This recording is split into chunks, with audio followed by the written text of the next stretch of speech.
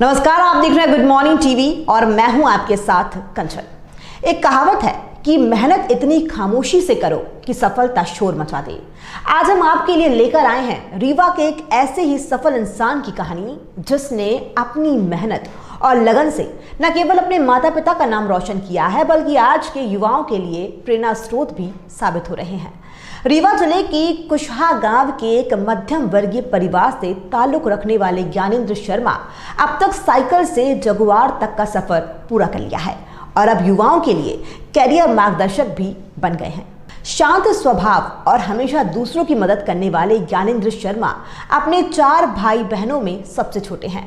ज्ञानेंद्र की प्रारंभिक शिक्षा कुशहा गांव में शुरू हुई और उन्होंने अपनी पूरी पढ़ाई सरकारी विद्यालय से ही की। पढ़ाई के बाद सेना में भर्ती परीक्षा पास की और सेना में ही नौकरी करने लगे। एक मध्यम वर्गीय परिवार की समस्या को ज्ञानेंद्र भली भांति समझते हैं। समाज के लिए कुछ और देने और अपने परिवार की स्थिति को सुधारने के लिए ज्ञानेंद्र नौकरी छोड़कर बिजनेस की ओर आए।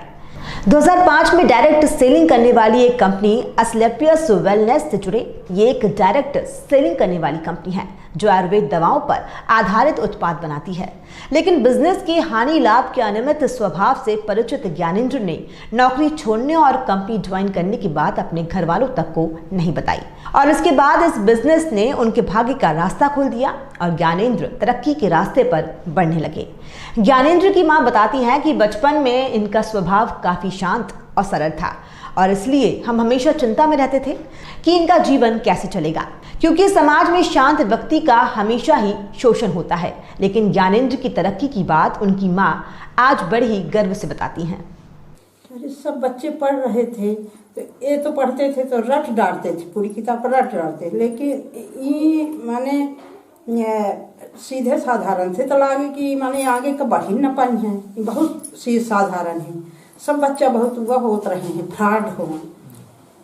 लेकिन अब माने अब गांव वाले यह कहा थे कि जौने से का बूंदा नहीं बनत रहा था इतनी ऊंचाई में हवाई जहाज से चल रहा है, यानी सब ताजुब माना थे।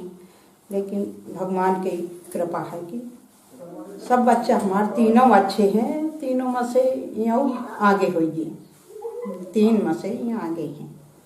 डायरेक्ट सेलिंग को लेकर लोगों की भ्रांतियां तोड़ते हुए ज्ञानेंद्र एक अच्छे मुकाम पर पहुंच चुके हैं। बचपन में कभी टूटी साइकिल पर सवारी करने वाले ज्ञानेंद्र ने रईसों की पहचान मानी जगुआर कार अपने नाम कर ली और अपने परिवार वालों को वो सब सुख सुविधा देने की कोशिश कर रहे हैं जो उनके परिजनों ने सोचा भी नहीं था।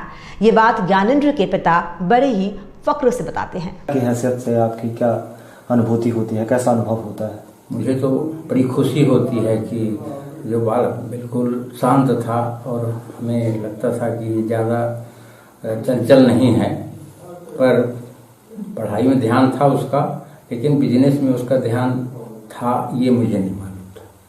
पर आज जिस ऊंचाई पर वो पहुंचा है तो मुझे बड़ी खुशी होती है और मुझे फक्र महसूस होता है कि मैं एक होनहार बच्चे का बाप हूँ।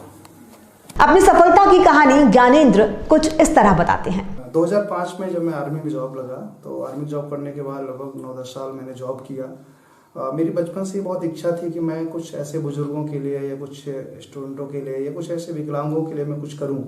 लेकिन एक्चुअली में पैसे का कोई ऐसा सोर्स ऑफ इनकम नहीं था और अपनी खुद की रोजी रोटी की पड़ी थी।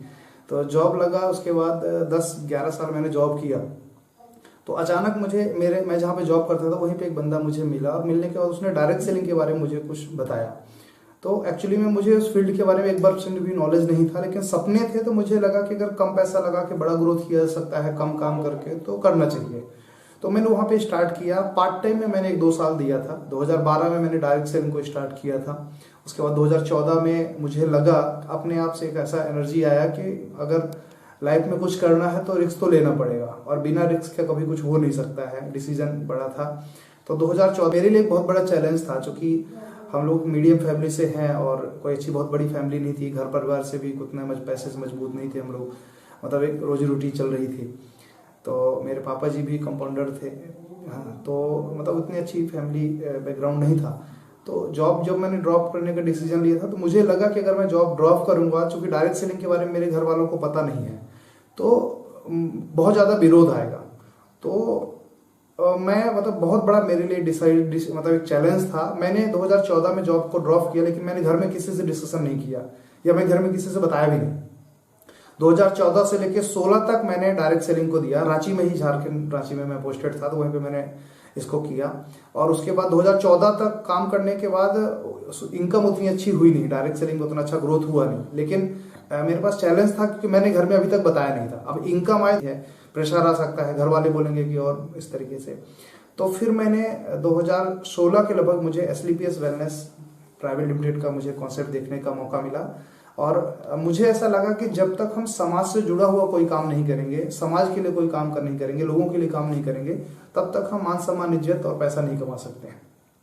तो 2016 के लगभग मुझे लगा कि समाज की जो दो सबसे बड़ी प्रॉब्लम्स है, पहली है बीमारी, क्योंकि आज पैसा बहुत बड़ी मायने नहीं है, पैसा कहीं ना कहीं से लोग कमा ही लेते हैं, लेकिन कब कहाँ किसका हार्ट फेल हो जाएगा, कब कहाँ किसका लिए कोई नहीं कह सकता। तो सबसे बड़ी प्रॉब्लम है आज के डेट में समाज में बीमारी।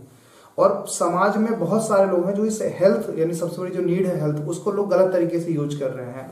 जैसे कोई एलोपैथ से या बड़े बड़े हॉस्पिटल जो लोगों को, गरीब से गरीब लोगों को मतलब चूस रहे हैं।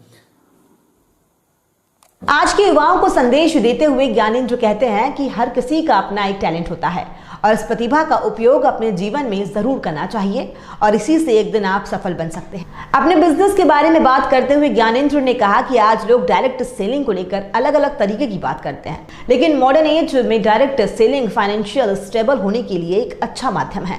उन्होंने कहा कि उनका लक्ष्य समाज ज्यादा से ज्यादा लोगों को आर्थिक रूप से मजबूत करना है।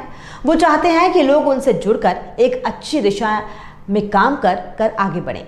इसलिए वो चाहते हैं कि रीवा के युवा उनसे जुड़े और युवा अपने करियर के लिए मार्गदर्शन भी प्राप्त कर सकते हैं। देखिए, यहाँ की यूथ को मैं एक मैसेज देना चाहता हूँ कि दुनिया में हर इंसान के पास टैलेंट होता है, चाहे जो भी हो। मैं मानता हूँ कि हर इंसान के अंदर कोई ना कोई टैलेंट होता है। किसी के पास सिंगिंग का टैलेंट है, किसी के पास डांसिंग का टैलेंट है, किसी के अंदर मतलब कोई ना कोई, हर इंसान के अंदर कुछ खास क्वालिटी होती है। मैं बस इतना बताना चाहता हूँ कि आप अपने टैलेंट को पहचानने की कोशिश करें और उस टैलेंट के हिसाब से उसका प्लेटफॉर्म चूज करने की कोशिश करें, क्योंकि टैलेंट सबके पास होता है। उस टैलेंट के हिसाब से प्लेटफॉर्म होना बहुत ज्यादा जरूरी है और सभी अपनी अपनी जगह प्लेटफॉर्म अच्छे हैं। आप हर जगह से अपने सपने पूरे कर सकते हैं, लेकिन उसमें आपको थोड़ा सा लगन से काम करने की जरूरत पड़ती है। और उस सारे के सारे प्लेटफॉर्मों में से डायरेक्ट सेलिंग एक बहुत अच्छा प्लेटफॉर्म है, जहां से बिना किसी इन्वेस्टमेंट, बिना किसी रिस्क के, बिना कुछ लगाए, और सबसे बड़ी चीज है कि टैलेंट किसी के पास नहीं भी है तो डायरेक्ट सेलिंग में बहुत अच्छे ट्रेनर्स या लीडर्स होते हैं जो लोगों को ट्रेन करके उनके सपने पूरा कराते हैं। तो यहाँ से एक अच्छी एजुकेशन सिस्टम या वर्कशॉप चलाते हैं जो कि लोगों को एजुकेशन देते हैं। तो यहाँ से भी हम बोल सकते हैं कि पैसे के लिए नहीं, यूथ यहाँ पे सीखने के लिए भी बहुत कुछ आ सकता है, कि क्योंकि आप किसी भी फील्ड में रहें, लेकिन डायरेक्ट सेलिंग में जो सीखने को मिलता है वो डायरेक्ट दुनिया में किसी भी कोने में या किसी भी इंडस्ट्री में नहीं मिल सकता है। और एक अपनापन, एक लगाव यहाँ पे रहता है। तो मैं यूथ को ये बोलूंगा कि आप एक सपने चूज करें और उन सपनों में डायरेक्ट सेलिंग भी एक अच्छा सपना, एक अच्छा प्लेटफॉर्म है जहां से आपके सपने पूरे हो सकते हैं। और अगर आपका सपना अच्छा है, टारगेट बड़े हैं, सोच बड़ी है, लाइफ में बहुत बड़ा करना चाहते हैं, तो मैं बोल सकता हूं कि लाइफ में सक्सेस होने का नशा इस सारे नशों से अलग है। इस रिपोर्ट में फिलहाल इतना ही, लेकिन खबरों का सिलसिला निरंतर जारी है, इसलिए बनी रहिए गुड मॉर्निंग टीवी के साथ। गुड मॉर्निंग टीवी को यूट्यूब पर सब्सक्राइब करें, हमारी खबरों को लाइक करें, कमेंट करें और शेयर करें। नमस्कार।